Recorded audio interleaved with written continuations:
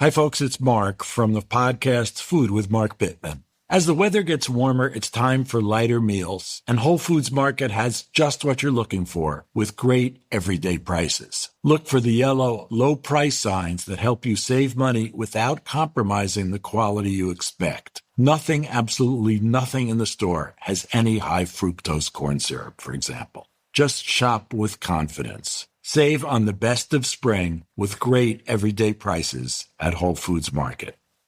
Hey Prime members, are you tired of ads interfering with your favorite podcasts? Good news! With Amazon Music, you have access to the largest catalog of ad-free top podcasts included with your Prime membership. To start listening, download the Amazon Music app for free or go to amazon.com/ad-free podcasts. That's amazon.com/ad-free podcasts to catch up on the latest episodes without the ads.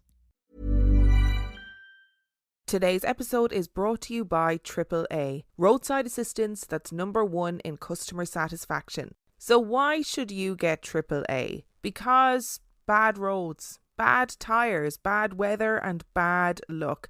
Maybe you're out of gas, out of juice, blocked out and out of options, or you're in a pickle, in a ditch, in need of help, in the middle of nowhere. To put it simply, you get AAA because stuff happens.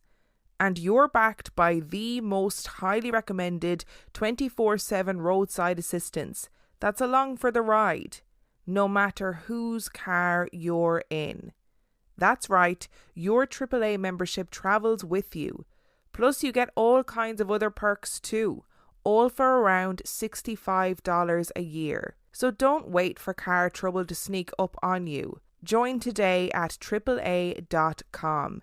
and be prepared when stuff happens. AAA. Expect something more. Roadside assistance is provided by independent facilities contracted by AAA. Coverage in taxis, limousines and other ride-sharing conveyances is excluded. 2023 AAA US Market Track National Surveys. Offers, terms, conditions and policies are subject to change without notice. Visit AAA.com for details.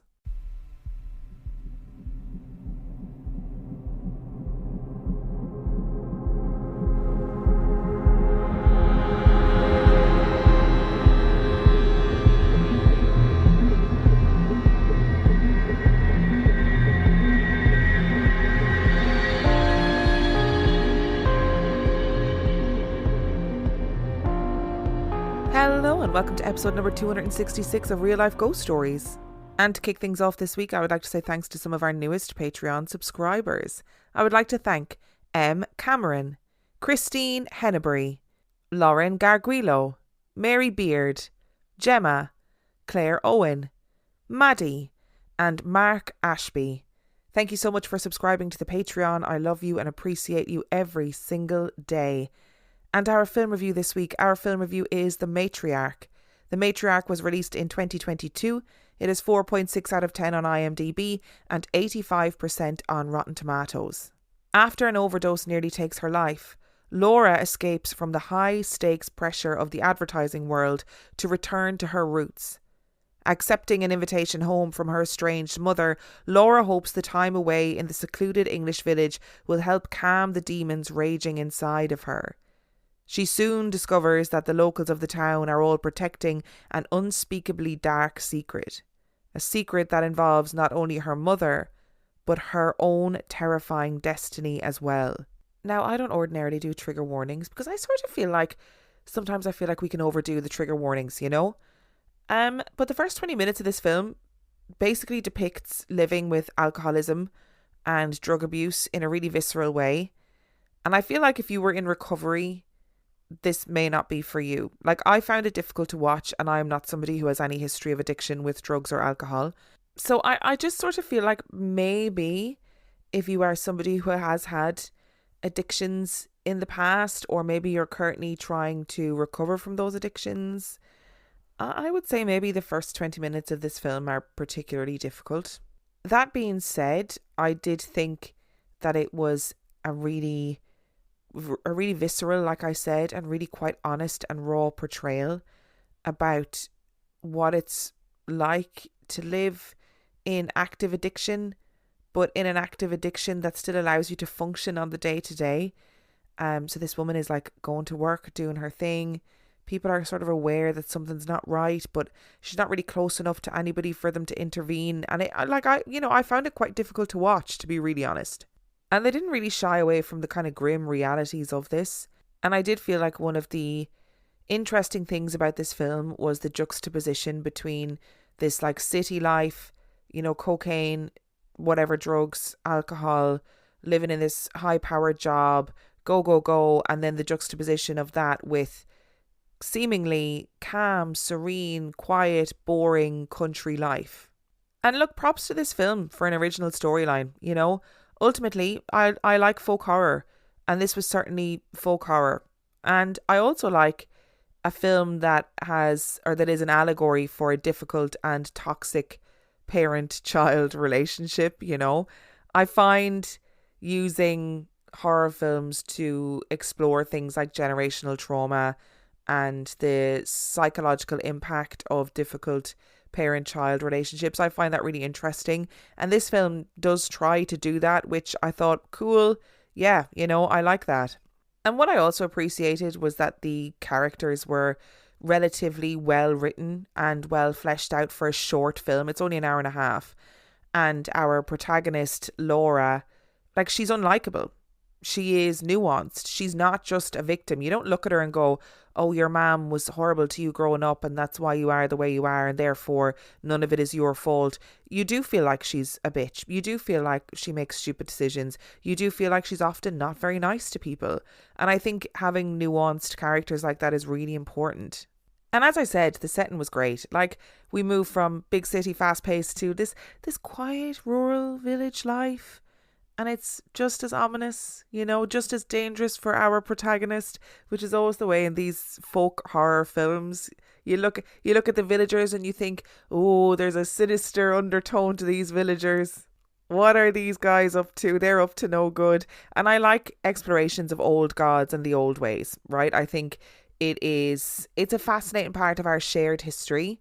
And I do think it should be explored more in horror. I love folk horror. I love when we get a glimpse into the old folklore that used to kind of rule our psyche in a way. And I think it's interesting to explore these ideas of old gods and how there are people who still worship these old gods. Maybe not in the way that is happening in this village, without giving away too much. But, there's still people out there who are worshipping the old gods, and I think that's really interesting. I also liked that this film was a slow psychological burn for the most part, and at times it is tricky to decipher what is happening. You don't know whether it's just psychological abuse, whether her ma is just an absolute evil wronging, or there is something more sinister afoot. And we're moving on to my dislikes. So there is admittedly quite a lot to dislike about this film, unfortunately. It's messy. It's messy. I felt like the threads of the story didn't quite align for me. There were so many narrative elements that they were trying to pack in, and I felt like none of them were really satisfactorily explored. It's an hour and a half, as I said, so it is relatively short, and there's about 1,000 narrative threads that I was like, wait, what? Wait, where did that story finish up? Because I don't know what happened there. And look, I'm just going to say it. I'm not a fan of sex scenes.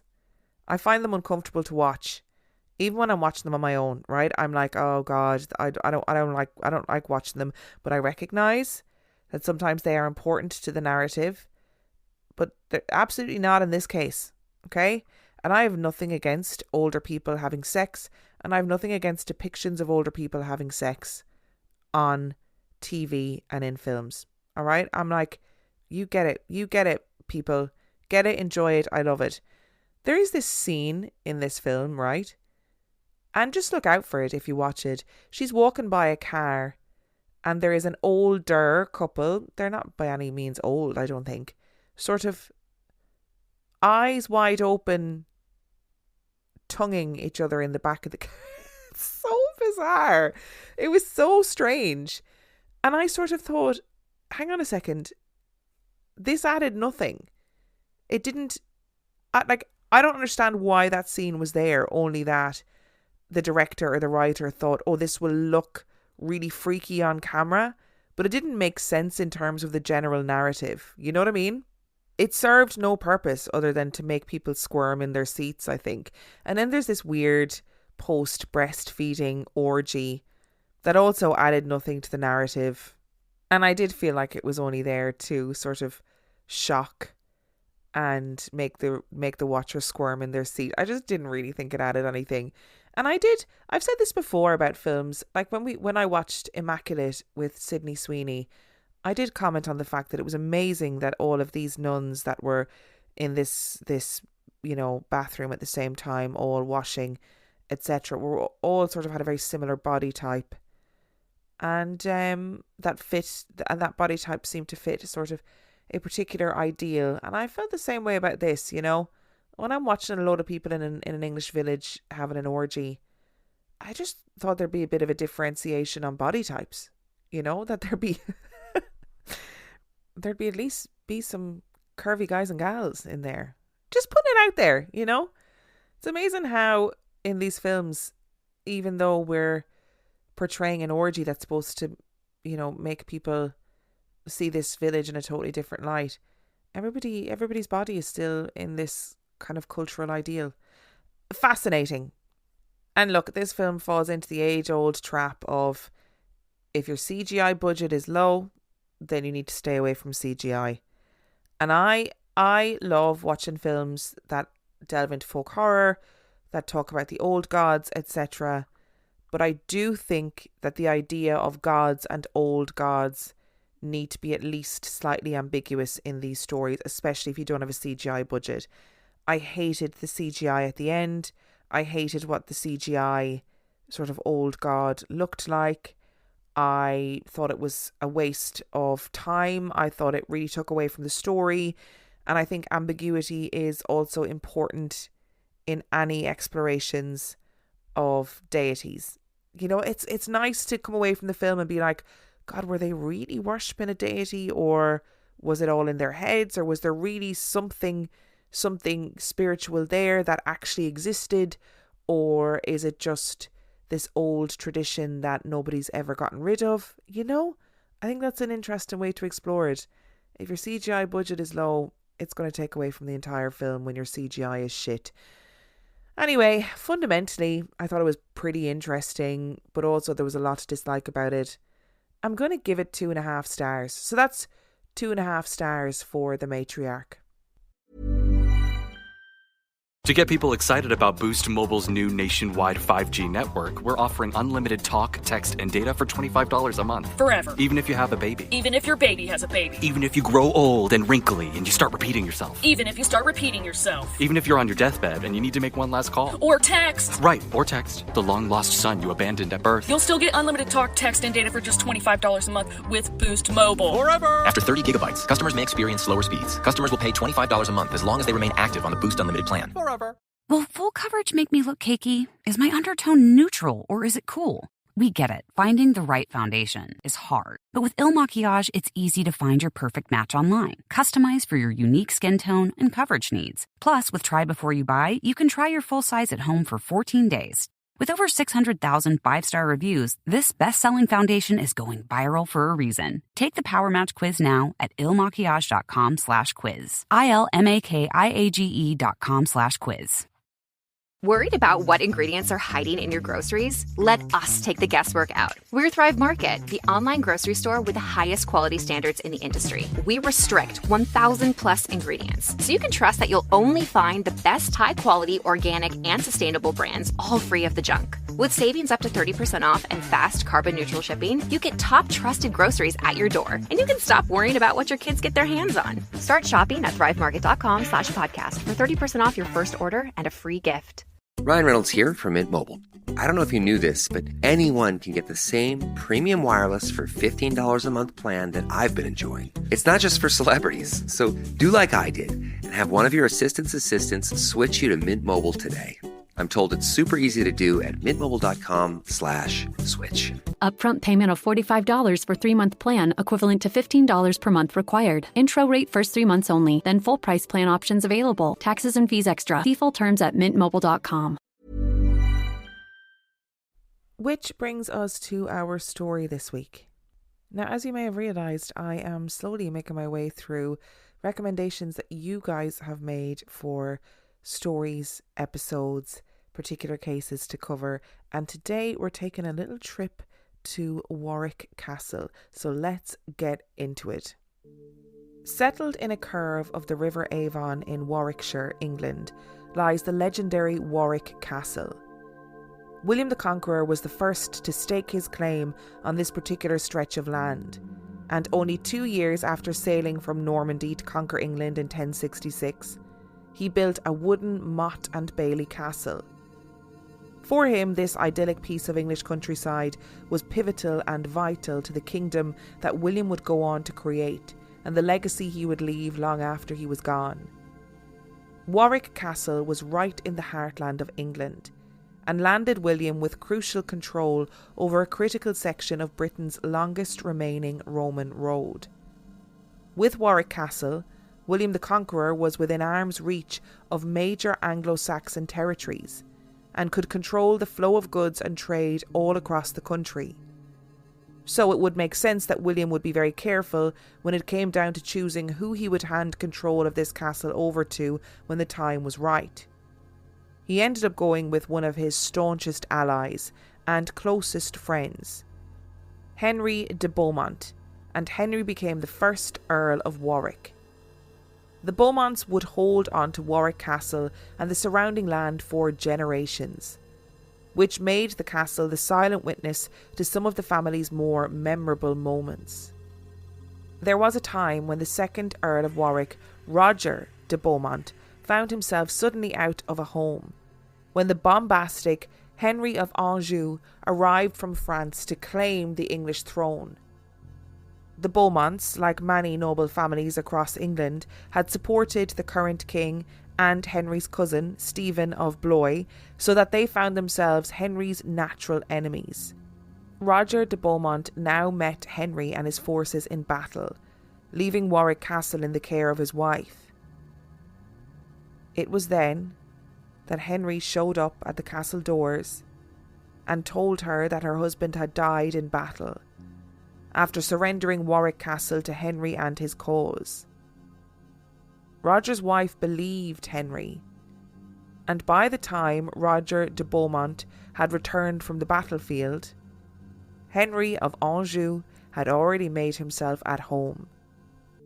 Henry did, however, return the castle to the Beaumonts after he successfully became King of England a few years later. From there, the castle ended up belonging to the Beauchamps, who turned it into the castle that we know and think of today.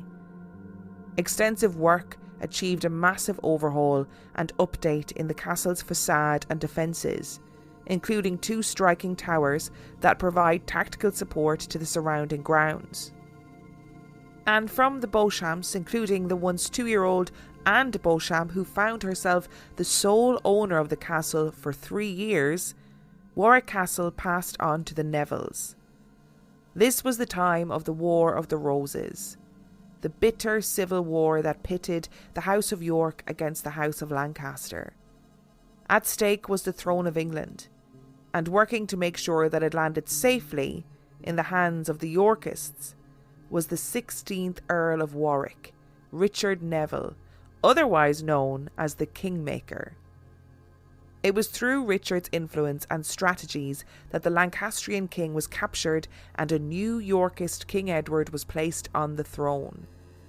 And it was after the relationship between King Edward and the Earl had deteriorated so badly that the Earl ended up holding the king captive at Warwick Castle in one of the 2 towers. The Earl's subsequent downfall was catastrophic and ended with his death, and with the castle falling to his youngest daughter, Anne Neville.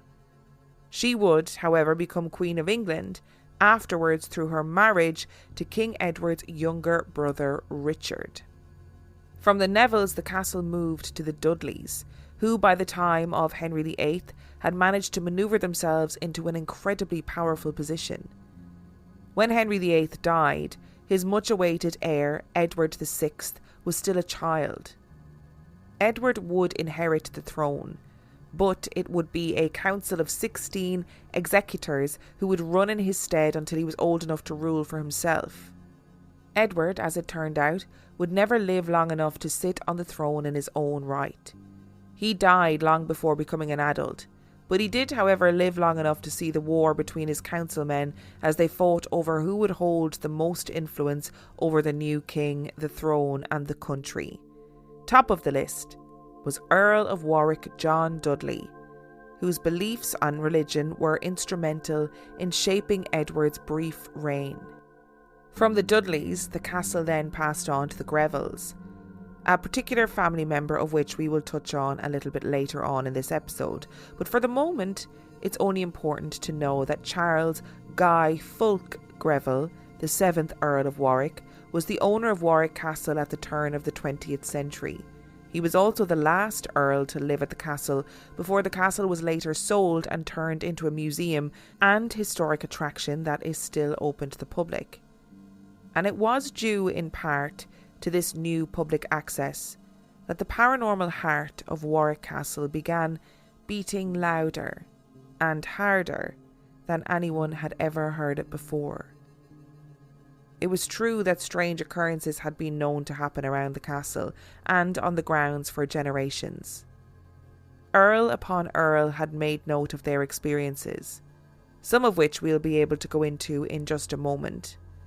But now that almost anyone could brave a glimpse beyond the veil for themselves, well, word of Warwick Castle and the spirits who wander its corridors had begun to spread. That was why the Nottingham Evening Post sent their own investigative team to Warwick in 1926, and they came back with some startling tales to tell. The most famous that haunts the building, the article in the Nottingham Evening Post reads, is that of Guy. Guy, of course, is the predecessor to the Charles Guy Fulk Greville we just mentioned before, and it would turn out that this Guy Greville had a hard time saying goodbye to the castle after his natural life had run its course. So the legend goes, Guy Fulk was the Guy Fulk who slayed the legendary Dun cow. This cow was no ordinary cow. It was supposedly the size of a double-decker bus and had the power to supply milk to anyone in need. Wanting to take advantage of the cow, one day a witch approached it and began milking it into a sieve instead of a bowl. When the cow realised that she was being tricked, she broke free and started wreaking havoc across all of Warwickshire. No ordinary hero could be sent to slay the rampaging beast, and Guy of Warwick stood an impressive 9 feet tall. He did battle with the Dun cow and saved Warwickshire. All throughout the castle you can see symbols of this tale, including one of the Dun cow's ribs, and Guy's porridge pot, which was supposedly 3 feet wide. And if the Nottingham Evening Post is to be believed, you could just spot Guy Warwick as well. Guy is supposed to walk from one end of the inhabited part of the castle to the other, the article says. That is to say, he traverses a distance of about 1/4 of a mile, starting at Caesar's Tower and finishing at the Watergate Tower. A former bailiff to the present Lord Warwick's grandfather always told of how, when he was waiting on the route of the ghost's peregrinations, he heard colossal footsteps approach, pass him, and then go on, when he could actually see nothing. Frances, the article continues, Countess of Warwick, the mother of the present Earl, also relates that when she was first married and was sleeping in a lonely section of the house on the direct route, she heard the same footsteps, which were enormously magnified, and as at that time all the carpets had been removed, the steps echoed from end to end of the building. The dogs in her room became panic-stricken and cowered under the bed.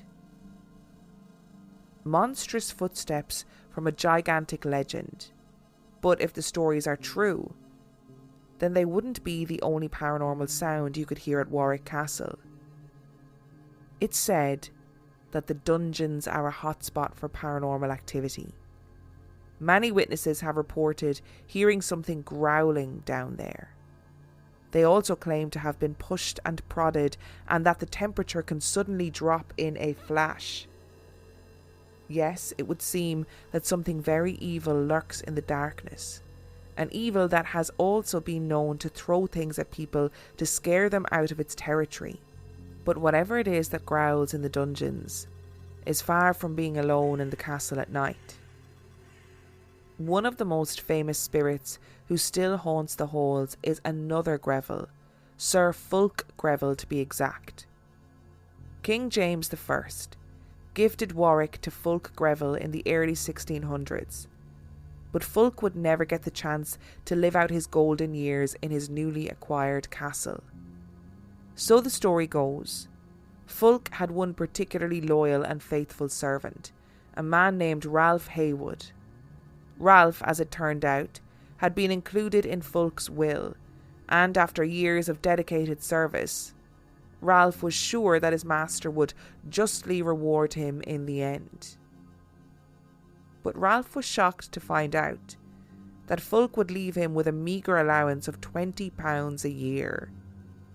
But then that shock gave way to blind fury. In a fit of rage, Ralph attacked Fulk and stabbed him twice in the stomach. Horrified by his own actions, Ralph was said to have slit his own throat and bled out beside his master. Fulk himself survived the stabbing, but this was medieval Britain, and it wasn't usually the wounds that got you, but the infection that came afterwards. Fulk Greville lasted another 27 days, slowly dying in agony as the infection spread throughout his body. Some accounts say that all of this happened in London, and it was only his body that was brought back to be buried at Warwick Castle. Some accounts say that all of this occurred in the Watergate Tower, but all of the accounts agree on where Fulk is said to roam. He chooses to hang around his portrait, moaning and crying from a wound that would never heal. Rhiannon Hubbard, an employee at Warwick Castle, told of her encounter with the unfortunate Earl. During a previous Halloween event, I repeatedly saw the same face peering around the stairs in the Royal Weekend party area. I was properly scared, and only when on a ghost tour 3 years later I saw a portrait of Fulk Greville and realised it was exactly the same face. But where Fulk is said to moan in agony, Moll Bloxham growls in fury. So the story goes, Moll Bloxham was an old spinster who made a deal with the Earl of Warwick to milk his cows, collect his eggs, and make butter to sell to the local villagers. All was well at first, but then the villagers began to suspect that Moll was thinning off the milk and mixing products in to make everything spoil sooner. Moll was brought before the Earl to be whipped as punishment for her crimes, but she managed to escape from her guards and run away, cursing the people of Warwick as she went. She made it to one of the towers and bolted the door behind her, forcing the guards to break down the tower door with axes. But when they'd finally made it inside, they didn't find Moll waiting for them, but a big black hound instead. This hound had flaming red eyes and growled at the guards before running up to the very top of the tower. It then jumped from the tower to the river below, crashing and dying in the water. But when the guards looked, they didn't see a hound lying there. They saw the body of Moll Bloxham. Ever since then, witnesses claim to sometimes see a big black dog on the castle grounds. At first, Moll's curse seemed to have worked, and the dog would be seen causing havoc around the castle. But after it was lured away from the tower and back down to the river, the beast seems to have calmed. Now when it is seen, it growls and barks, but it doesn't bite. And now we come to one of the most documented spirits who still haunts Warwick Castle, although very few visitors claim to still see her today.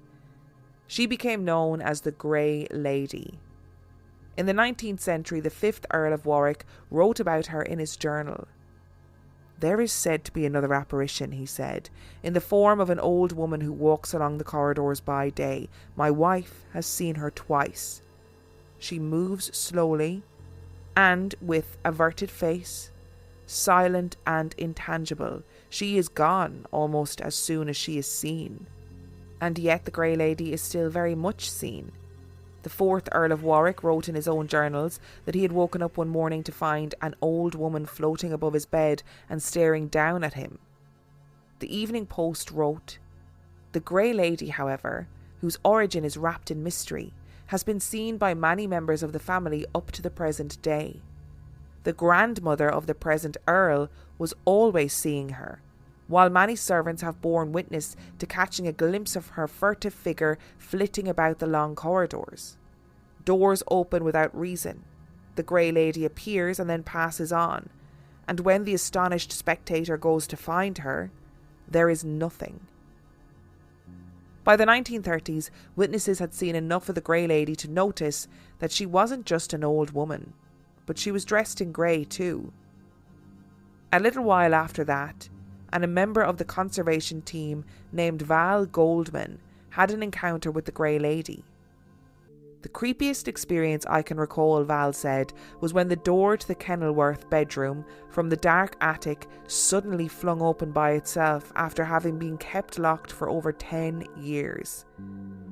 I've seen the Grey Lady on the Kenilworth landing, walking out of the wall in black mourning clothes many times. She doesn't let you see her face, but she smells of Parma violet perfume." Another employee named Matt Halford recalled, "I was rushing to a meeting across the Kenilworth bedroom when I felt a firm impact on my shoulder. Assuming it was a colleague playing a prank, I spun around on the spot to see who was there. To my complete surprise, there wasn't anyone in the room nor along the minstrel's gallery from where I had come." If in doubt, you can watch the CCTV footage of Matt's experience.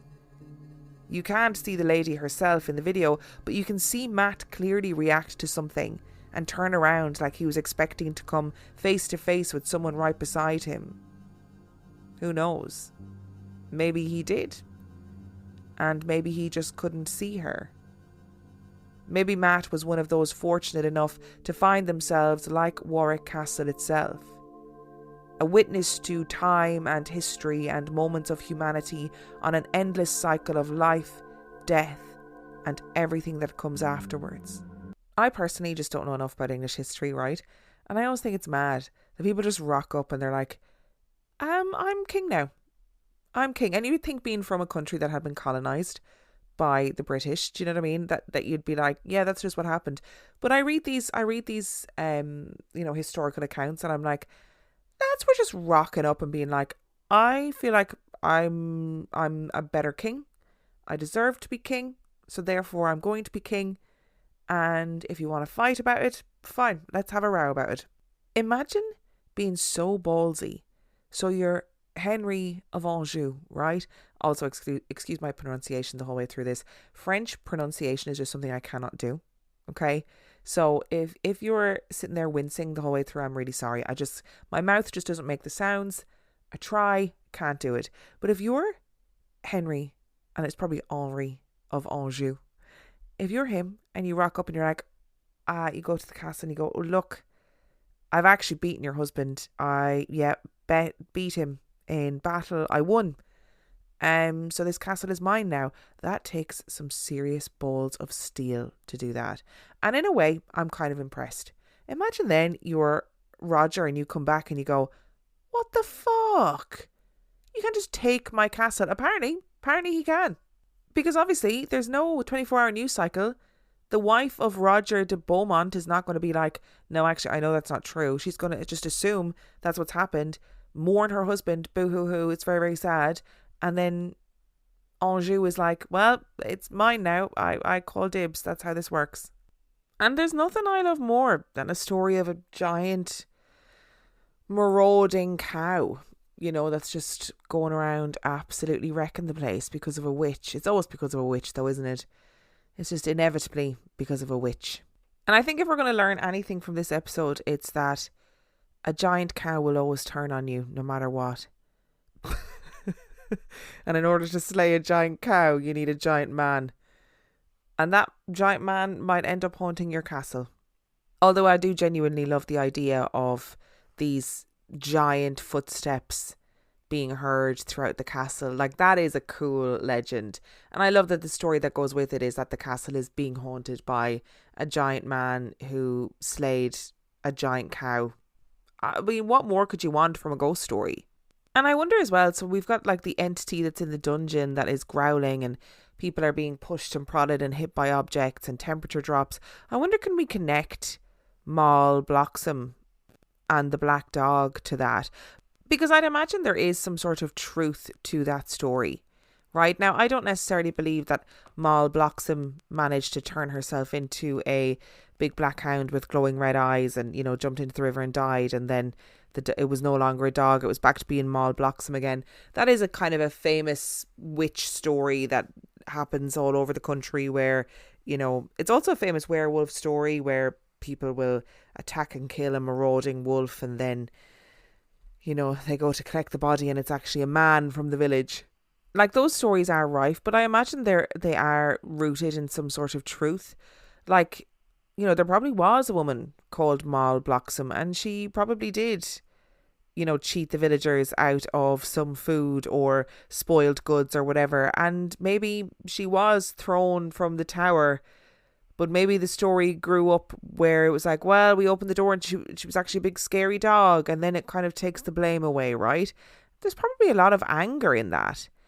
So I wonder if the growling thing that's in the basement, in the dungeons, is also the same black dog that is seen wandering around, that is seen growling at people and scaring people in general. And I guess there just seems to be a lot of anguish in some of the stories about the ghosts of Warwick Castle. Like Sir Fulk Greville's ghost. Oh, that's not great, is it? To be stabbed by your servant. I mean, granted, your servant is your best friend, and I kind of feel like leave them a little bit more in your will. You know, be a bit sound about it. But then to die of infection, that's a pretty grim way to go, especially in those days when, you know, you would have just had a long, drawn out, horrible death. But then to be moaning near your portrait for the rest of time. And I have to say that Rhiannon Hubbard, her story of seeing his face in the castle kind of peering around corners and then realising afterwards, oh my God, it's the guy from the portrait. That gave me the heebie-jeebies. You don't need to see anybody peeking around corners when you're in a big old castle or in general. You know, it's a very scary thing. And I also just think, you know, when I was reading this, I was thinking to myself, oh God, wouldn't you be annoyed if you die and you go into the afterlife and they're like, oh, you're going to go back as a grey lady? Oh, I'd be like, really? There's 100 million grey lady ghosts. They're everywhere. Can we not at least think of better monikers for our ghosts? Like, grey lady just feels lazy. It's like Lady in White. It feels lazy. We need better monikers. We need to give them better defining features. There has to be something about them that is interesting and different from other ghosts. If I'm in the afterlife and I'm there, you know, having my induction, and they're like, okay, you need to pick an outfit. Oh, you're going to get a sort of a grey dress. I'd be like, please don't. Are you going to make me a grey lady? Because I really don't want to do this if you're going to make me a grey lady. I'd rather be a poltergeist. I'd rather be a black dog roaming the grounds. I don't want to be a grey lady. They're 10 a penny. You know, can I not have a cooler name? And I will also say that I mentioned in this story that there is a video of a guy being pushed that was caught on CCTV. I can't actually find the video. So if you can find it, please drop it into my social medias, drop it into my emails, put it on the Facebook page. I personally can't find it. Now, I've never been to Warwick Castle, but I feel like I should go, and I probably will go at some point. If you have been to Warwick Castle and you've experienced anything, please do let me know. I'm dying to hear. Thank you so much for listening to today's episode. And if you would like to send in your story, you can do so by emailing it to reallifeghoststoriespodcast@gmail.com. You can also check out the website reallifeghoststoriespodcast.com. And if you are desperate for some extra content, you can subscribe to the Patreon. That is patreon.com/reallifeghoststories, where for $5 a month or $2 a month, you get access to heaps of extra content, as well as every single main and mini episode completely ad-free. And on that note, I shall see you next time. To get people excited about Boost Mobile's new nationwide 5G network, we're offering unlimited talk, text, and data for $25 a month. Forever. Even if you have a baby. Even if your baby has a baby. Even if you grow old and wrinkly and you start repeating yourself. Even if you start repeating yourself. Even if you're on your deathbed and you need to make one last call. Or text. Right, or text the long-lost son you abandoned at birth. You'll still get unlimited talk, text, and data for just $25 a month with Boost Mobile. Forever! After 30 gigabytes, customers may experience slower speeds. Customers will pay $25 a month as long as they remain active on the Boost Unlimited plan. Forever.